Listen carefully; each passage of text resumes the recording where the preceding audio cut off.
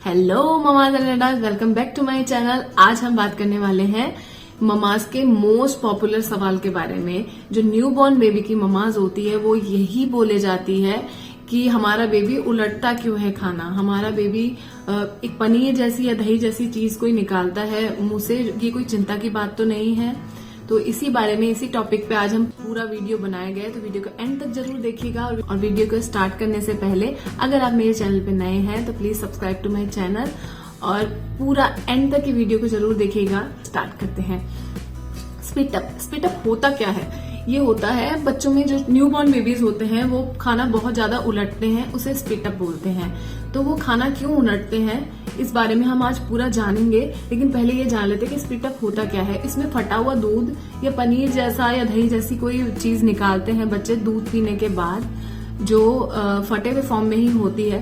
तो इसलिए हमें ये चिंता करने की बात है या नहीं है? जी नहीं, बिल्कुल भी आपको चिंता नहीं करनी है, आपको वरी नहीं करना है, क्योंकि बिल्कुल नेचुरल प्रोसेस है जो 99% बच्चों में होती ही है न्यूबॉर्न बेबीज में। ये मैंने भी फेस किया है, आप भी फेस कर रहे हो।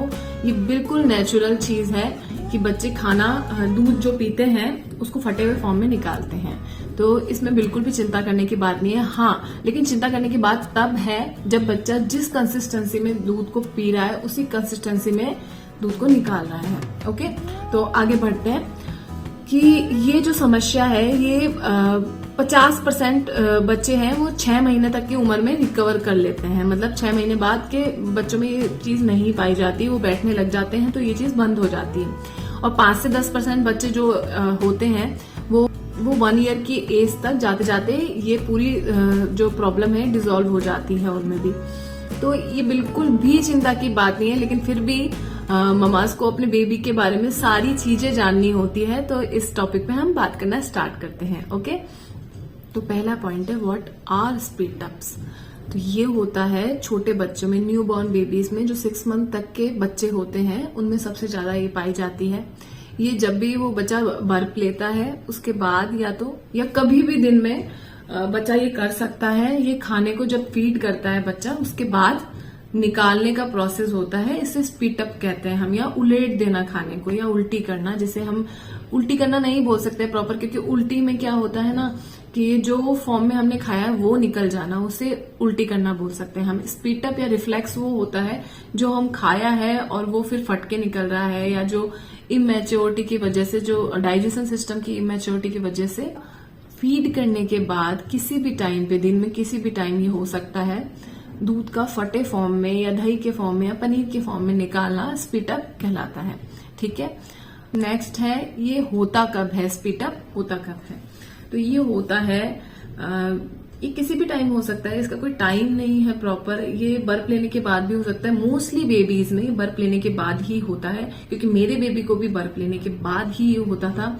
तो हम जब यहाँ पे बर्फ दिलाते हैं तब यहीं पे वो लोग स्प्लिट अप कर देते हैं, क्योंकि हम यहाँ पे टॉवल रख के भी, तो जिसके लिए हम यहाँ पे टॉवल भी रख के करा सकते हैं उनको बर्फ दिलाना, तो उस टाइम पे ही वो निकाल देते हैं। या फिर बेबी जब सो रहा हो, दूध पी के तुरंत उसको लिटा दिया है, तब भी ये हो सकता है। या बच्चा कोई एक्टिविटी कर रहा हो तब भी वो कर सकता है, या मिडनाइट में भी कर सकता है, दिन में भी। मतलब ये किसी भी टाइम हो सकता है, इसका कोई टाइमिंग नहीं होता है कि इसी टाइम पे होगा, या रात को ही होगा, या दिन में ही होगा, या सोते टाइम होगा, या ऐसा कुछ नहीं होता है। जब बच्चे को आएगा वो निकाल देगा। तो ये समस्या रुकती कब है? स्प्लिट अप की समस्या स्टॉप कब होती है? जब 6 मंथ का बच्चा हो जाता है तो वो बैठना शुरू कर देता है। बैठना शुरू करता है तो उसका जो पूरा सिस्टम है वो जब फीड लेता है उसके बाद अगर वो बैठ रहा है, तो हमें भी डॉक्टर्स बोलते हैं ना कि आप बैठो, खाना खाने के बाद बैठो या वॉक करो। आप हैवी एक्सरसाइजेस मत करो, आप एक्सरसाइज मत करो, लेकिन आप वॉक करो, एक नॉर्मल सी कैजुअल सी वॉक करो। आप बैठ सकते हो, क्योंकि खाना क्या होता है उस टाइम पे डाइजेस्ट हो रहा होता है। अगर हम खाना खा के सीधा लेट जाएंगे तो वो रिफ्लेक्स मारेगा, ऊपर की तरफ रिफ्लेक्स मारेगा, जैसे एसिड रिफ्लेक्स होता है बड़ों में, तो वो ऊपर की तरफ खाना आता है। बोलते हैं ना डॉक्टर की हेड को ऊपर रख के सो। अगर खाना आपने लेट भी खाया नाइट में तो हेड को ऊपर रख के सो। तो आपको क्या करना है, जब 6 मंथ के बाद बेबी में आप ही खुद ही फर्क देखेंगे कि 6 मंथ के बाद जब वो बैठने लग गया है, थोड़ा बहुत क्रॉल करने लग गया है, तो उसमें ये चीज बिल्कुल डिसॉल्व हो जाएगी। मोस्टली ये हो ही जाती है डिसॉल्व, 99 या मतलब मोस्टली ये प्रॉब्लम डिसॉल्व हो ही जाती है। लेकिन कुछ एक बच्चे अगर बच भी गए जिनमें डिसॉल्व नहीं हुई है, जो कर ही जा रहे हैं स्प्लिट, तो उनमें 1 ईयर तक ये खत्म हो जाती है पूरी प्रॉब्लम। तो इसमें कोई चिंता की बात नहीं होती है। तो नेक्स्ट है स्प्लिटअप के टाइम पे हमें करना क्या चाहिए। तो उस टाइम पे हम कर तो ज्यादातर कुछ भी नहीं सकते हैं। हम थोड़ी बहुत चीजें हैं जिसके मतलब जिससे हम बच्चे की हेल्प कर सकते हैं। उसको अपराइट पोजीशन में रखिए, बिल्कुल सीधा यहाँ कंधे पे रखिए और बार दिलाइए अच्छे से। और उसके बाद क्या कीजिए आप, मतलब उसको बिल्कुल भी लिटाइए नहीं, क्योंकि लेटने से क्या होगा ना, उस टाइम पे एक तो बच्चा स्पिटअप कर रहा है और फिर वो खाना यहीं पे मतलब फंसा रहेगा, उसके जो वो निकालना चाह रहा है वो अच्छे से निकल नहीं पाएगा। तो निकल नहीं पाएगा तो बच्चा परेशान होता रहेगा। तो आपको उसको बिल्कुल सीधा रखना है। खाना मतलब जब भी उसने फीड लिया है उसके 15-20 मिनट तक आपको ऐसे रखना है, उसे बिल्कुल भी लिटाना नहीं है, ठीक है। उस टाइम पे उसे एक्टिविटी नहीं करने देनी है कोई भी, ठीक है। आप चाहे तो आप ऐसी पोजीशन में उसे यहाँ पे सुला सकते हैं, क्योंकि बच्चे बहुत आसानी से सो जाते हैं, तो आप ये भी कर सकते। इस टाइम पे आप क्या कीजिए ना, आप फॉर्मूला मिल्क दे रहे हैं क्या, ये नोटिस कीजिए कि आपने इस टाइम पे कौन सा फॉर्मूला मिल्क दिया है बच्चे को, क्योंकि आपको ये नोटिस करना ही पड़ेगा। ममास बहुत ज्यादा पैनिक हो जाती है कि बच्चा बार बार यही चीज किए जा रहा है। हम बिब लगाते हैं, हम कपड़े लगाते हैं, बहुत परेशान होते हैं, बच्चा भी परेशान हो रहा होता है। तो हम देख देख के बच्चे को परेशान हो रहे होते हैं कि बच्चे ने जो खाया वो निकाल दिया। ऐसा नहीं है, बच्चे ने जो खाया वो नहीं निकाला है, उसका डाइजेस्ट हो गया। जो डाइजेशन उसकी क्या होता है ना, छोटे बेबीज में डाइजेशन बहुत ज्यादा इमेच्योर होता है, मतलब डाइजेशन सिस्टम होता है वो इमेच्योर होता है। इसी वजह से वो बार बार खाने को निकाल रहे होते हैं। जब 6 मंथ के वो लोग हो जाते हैं तो वो डाइजेशन सिस्टम बिल्कुल मैच्योर हो जाता है और अच्छे से बिहेव करने लग जाता है। तो उस टाइम पे वो निकालना बंद कर देते हैं। तो ये बिल्कुल भी चिंता की रीजन नहीं है। लेकिन आपको क्या करना चाहिए, जब स्पिट अप का टाइम हो तो उस टाइम पे आपको उस चीज को रिकॉर्ड करना चाहिए या फिर उसको ऑब्जर्व करना चाहिए, ताकि आप उसका सॉल्यूशन निकाल सको बाद में बैठ के कि ये हुआ क्यों था, किस रीजन से हुआ था, कब हुआ था, किस चीज के बाद हुआ था। आपको पैटर्न नोटिस करना है और उसके हिसाब से सॉल्यूशन निकालना है।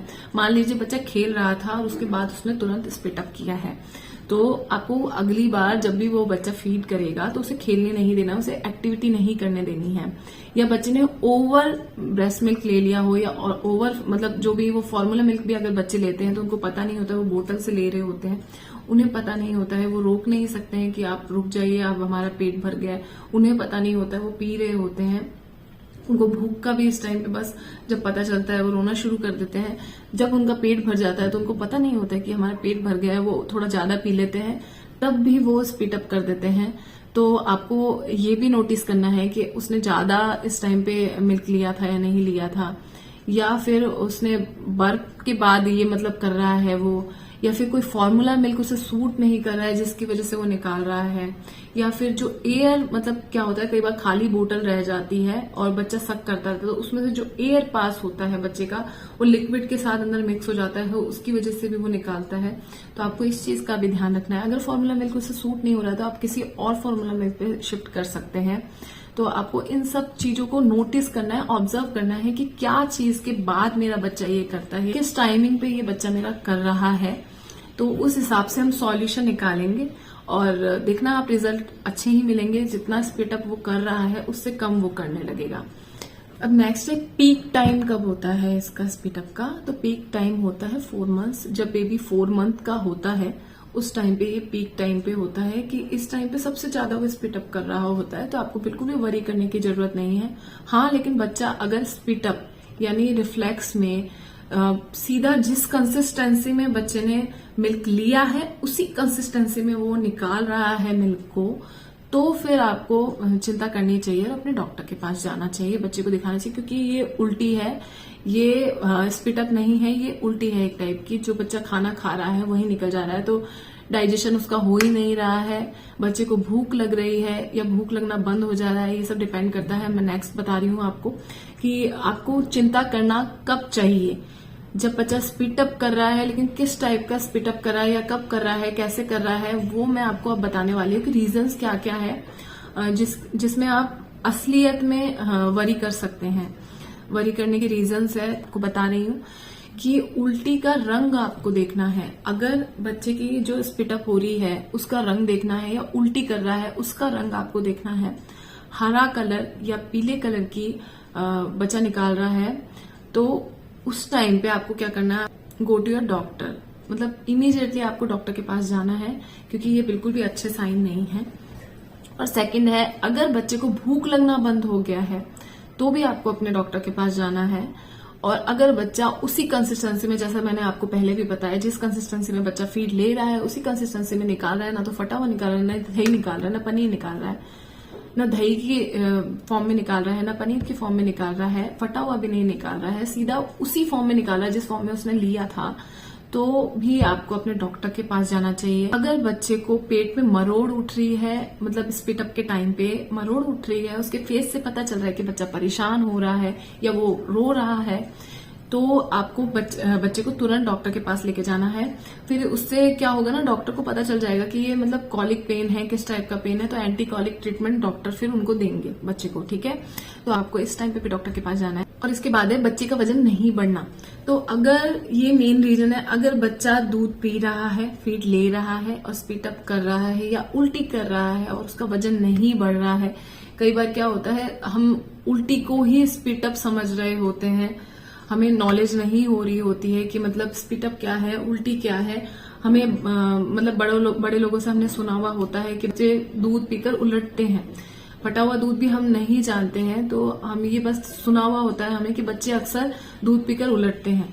तो हम उलटने को देखते नहीं है कि वो किस कंसिस्टेंसी में है, वो किस फॉर्म में है। हम उसको उल्टी भी हो तो भी उसे स्पीट अप समझने लग जाते हैं, और इसी गलती की वजह से हम ये नोटिस नहीं कर पाते कि बच्चे का डाइजेशन सिस्टम काम नहीं कर रहा है, बच्चे को भूख लगना बंद हो गया है, या बच्चे का वजन नहीं बढ़ रहा, खाया पिया है बच्चे का वो उसको सूट नहीं हो रहा है, या बच्चे के वजन में बिल्कुल भी फर्क नहीं पड़ा है। जितने बर्थ के टाइम पे जिस बेबी का वजन जितना था उससे थोड़ा बहुत ही बढ़ा है या बिल्कुल नहीं बढ़ा है, ये सब हम नोटिस नहीं कर रहे होते, तो बहुत बड़ी ये मेजर इशू बन जाता है बाद में जाके। तो हमें तुरंत नोटिस करना है। आज के टाइम पे तो फिर भी पेरेंट बहुत ज्यादा एक्टिव है, वो छोटी छोटी बातों को बच्चे की नोटिस करते हैं और डॉक्टर के पास जाते हैं। तो हमें क्या करना है, हमें नोटिस करना है अगर बच्चे का वजन नहीं बढ़ना है तो। अब हम ये घर पे कैसे पता करेंगे कि बच्चे का वजन कितना बढ़ेगा कितना नहीं बढ़ेगा, तो इसका भी मैं एक बहुत सिंपल सा मतलब आपको बताने वाली हूँ सॉल्यूशन।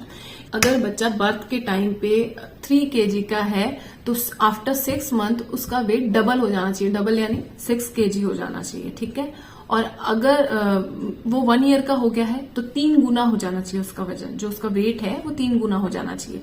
तो ये बहुत ही सिंपल सी मतलब टेक्निक है, आप इसको घर में भी आप पता कर सकते हैं। वेइंग मशीन लाके आप बच्चे को लेके खड़े हो सकते हैं गोदी में और वेट बच्चे का आसानी से जान सकते हैं। अगर आपको इसमें वजन कम दिखा रहा है बच्चे का तो आप इमीडिएटली डॉक्टर के पास जाइए और अपना कंसल्ट मतलब आप कर सकते हैं। इसके लिए क्या होता है ना, कई बार बच्चे की जो आंतें होती है उसमें भी दिक्कत होती है, डाइजेशन सिस्टम में दिक्कत होती है, या फिर बहुत मतलब छोटी छोटी चीजें होती है हमारे शरीर में जिसमें किसी में भी दिक्कत हो जाती है।